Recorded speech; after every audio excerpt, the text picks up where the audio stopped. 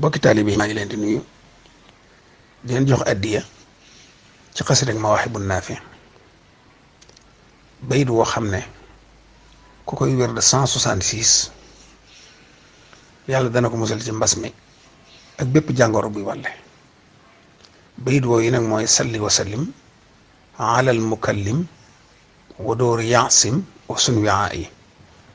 kooku mën nag mu jàng xasida gi ba tolloog moom def ko 166 eggale xasida gi ku ko mënut it mën na koy jàng moom dong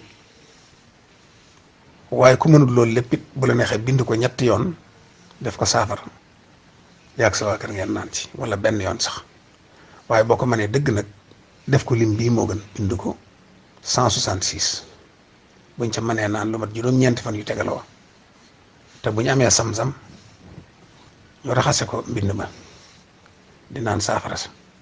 buñ ko amul ñu wut ndoxum taw wala ndoxum teen maa ngi ko jox addi taalibe yépp ak bépp jullit bu ci bëgg a jariñ ku taqoog yooyu yi jenn tawat juy wàlle du la wàll incha allah jërë ngeen jëf